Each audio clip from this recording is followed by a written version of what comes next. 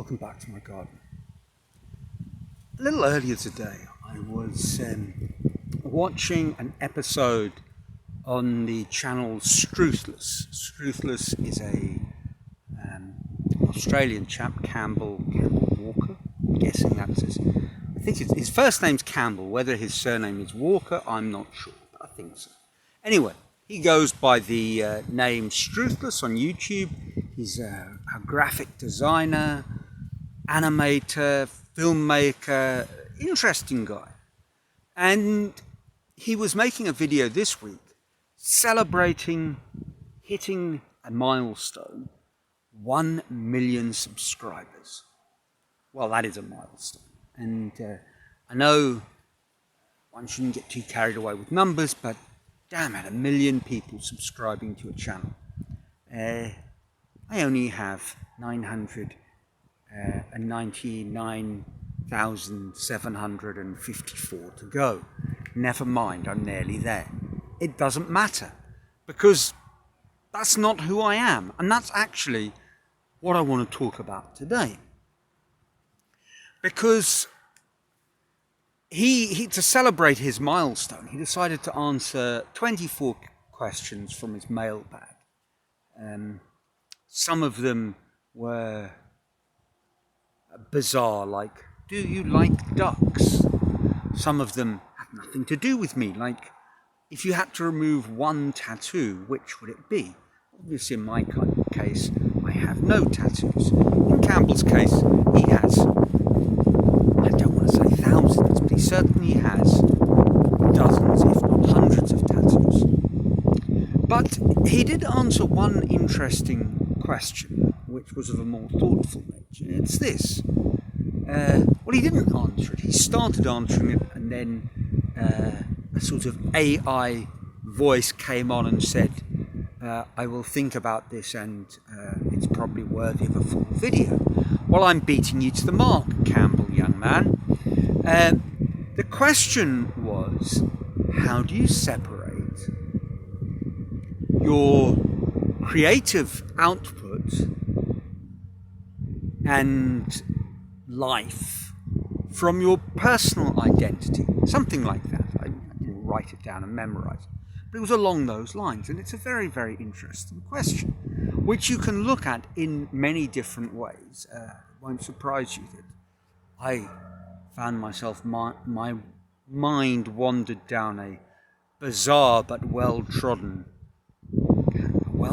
rabbit hole. I don't think you tread down rabbit holes. I think you just free fall. Never mind. Let's get back to the point. You know, if I think of my sort of little lead into this, well, you do have to separate your own personal identity from your creative output. For example, I don't believe that I am less worthy of being, my human qualities are lesser because I have 246 subscribers, and Campbell is Superman because he has 1 million.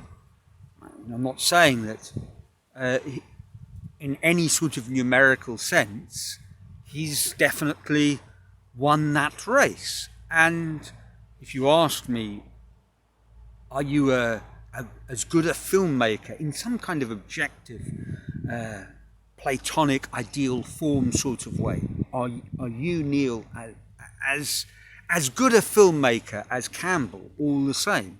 I would still say no. I mean, that's what he does, in a way. You know, he's put a lot of time into it, into the editing process. He's built up a team. He's had an animation studio, written books, which he's illustrated.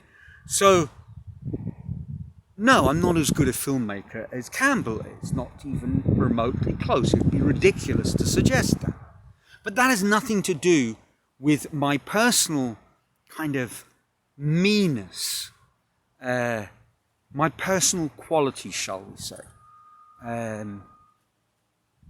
His answer was that he'd learned something in the world of advertising, which is you make so many pictures that you have to separate your personal identity from the success and failure of the pictures, because otherwise you'll just go crazy. As a salesperson, if I put it in a far less creatively interesting realm, a salesperson has to separate their creative output, whether they sold something or not, on their micro level, from who they are, because otherwise they get wrapped up and psychologically stressed out. And no, you make your pitch, you sell, you don't sell, you move on to the next one. A sort of 1 in 10 principle, you play the odds.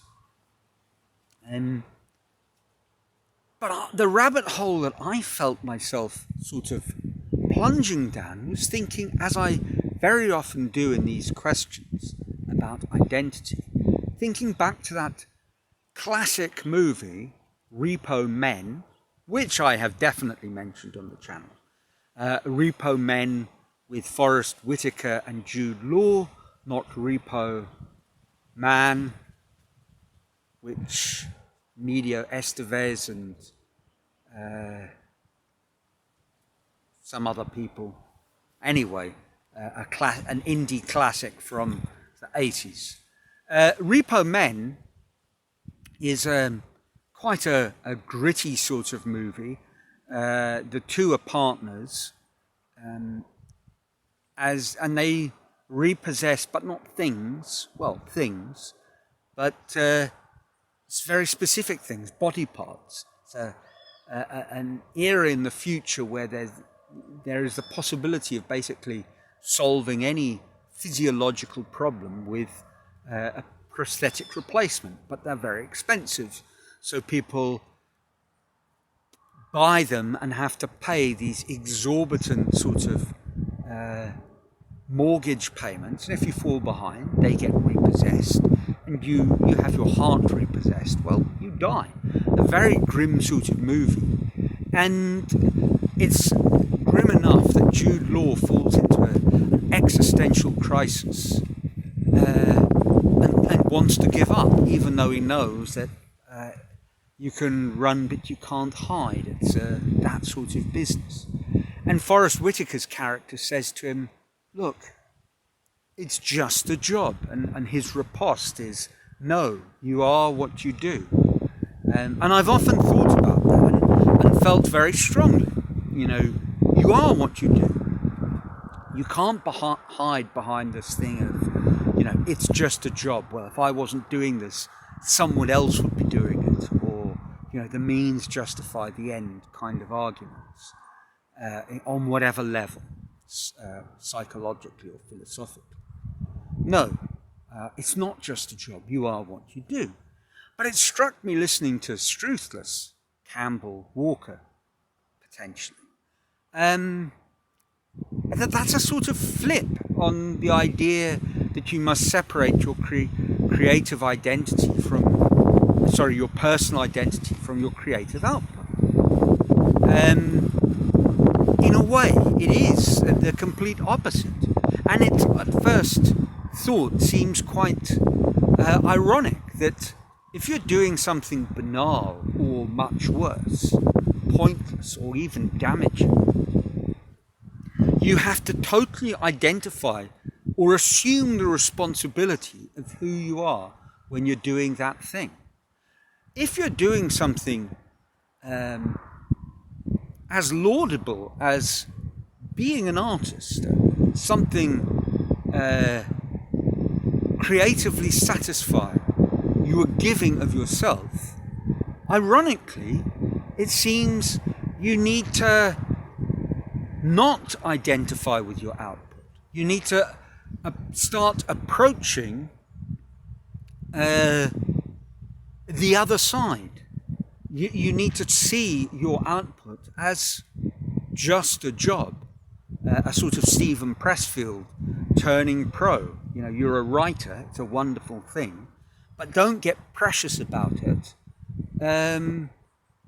Treat it like a job, and you are someone else. You are divorced from the outcome. The outcome will be what it will be.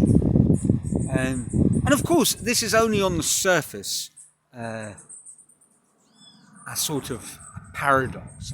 I think it's very reconcilable, because what we're talking about in one is the moral value of what you're doing. What we're talking about in the other is the success or lack thereof, the outcome. And in both cases, and this is where they kind of come together, what we need to do is identify fully with the thing we're doing in the moment. And actually, in both cases, we need to divorce ourselves from the outcome. The outcome is in the hands of the gods. That's what you believe. It's in the lap of the universe. It's something clearly well beyond your control. You might modify it a little bit or encourage it to lean one way or the other. But ultimately, what we mustn't do is identify with the outcome. Being highly successful at repossessing body parts, or being not successful at all at writing, commercially successful at writing, being an artist, or teaching people, doesn't make you a failure. In both cases, they are the outcomes, the sort of external thing. What we do need to identify with, who we are, is what we are doing. And in the case of doing something that perhaps is not necessarily well remunerated, being a psychiatric nurse, a caregiver, or a creative person, or being someone who is extremely successful in the big picture, but you're peddling snake oil, or essentially denying other people something important. Well, it doesn't matter how successful you are what you do. And that's kind of how I sort of resolved these two. Now, the astute listener, viewer, will have noticed that yet again I said earlier today I saw this video. So once again, this has been a very much spur of the moment kind of reflection. And that's fine, because January for me has been a very pleasant January. Last week was spent with my wonderful friends. Well, only a couple of days of it, but that was the big focus. And this week, I've had some sculptures painted, ready for an exhibition next Saturday, the 27th of January, which will be very exciting. And I'm very excited. I'm very excited about that. I'm delighted with that.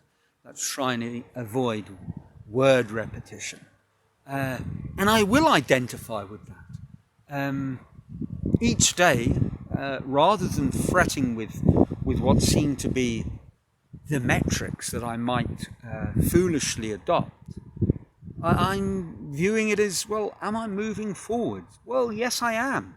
I definitely am, and that's a wonderful thing, and I must count my blessings. And yes, well, there we are.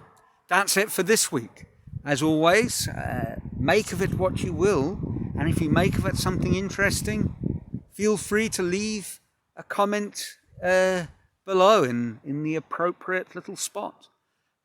Otherwise, until next week, trust your lives are filled with joy, and ciao from a sunny Brazil.